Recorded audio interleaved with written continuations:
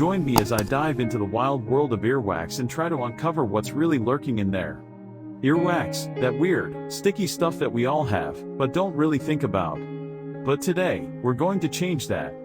We're going to talk about earwax, its purpose, and why it's often misunderstood. So, let's start with the misconceptions.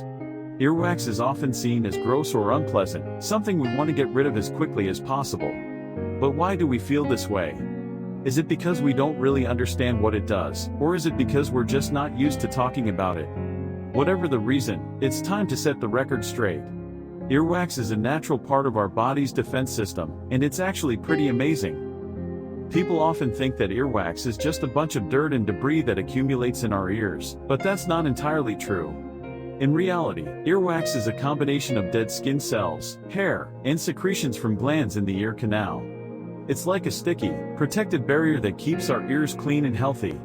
And if we didn't have earwax, our ears would be dry, itchy, and much more prone to infection.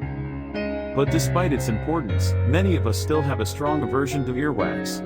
We'll use cotton swabs to dig it out, or try to wash it away with soap and water. And that's not good. Not only can this push the earwax deeper into our ears, but it can also damage the sensitive skin and cause even more problems. So, what's really hiding in your earwax? Well, it's not just dead skin cells and hair. Earwax can also contain bacteria, viruses, and even fungi. These microorganisms can give us clues about what's going on in our bodies, and can even help doctors diagnose certain health conditions. For example, if your earwax is particularly wet and sticky, it could be a sign that you have an overactive thyroid gland. But earwax can also reveal more surprising things about our health. Did you know that the color and consistency of your earwax can tell you about your diet and lifestyle?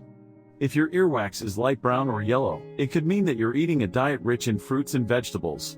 And if it's gray or black, it could be a sign that you're eating too much sugar or saturated fat. In extreme cases, earwax can even reveal underlying health conditions that we might not be aware of. For example, if your earwax is particularly hard or dry, it could be a sign that you have a condition called keratosis obturans, which is caused by an abnormal buildup of skin cells in the ear canal. And if you have a strong, unpleasant odor coming from your earwax, it could be a sign of a bacterial or fungal infection. But the most surprising thing about earwax might just be how important it is to not overclean. When we dig out our earwax with cotton swabs or try to wash it away, we're actually removing a natural barrier that's protecting our ears. And that can lead to all sorts of problems, from itchiness and dryness to infection and even hearing loss. So, what have we learned about earwax today? We've learned that it's not just a gross, sticky substance that we want to get rid of.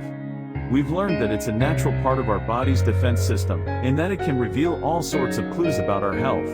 And we've learned that, really, the most surprising thing about earwax is just how important it is to leave it alone. Thanks for watching, and if you have any experiences or questions about earwax, be sure to leave them in the comments below. And if you want to learn more about ear health, be sure to check out our video on the top 5 things you're doing to damage your hearing.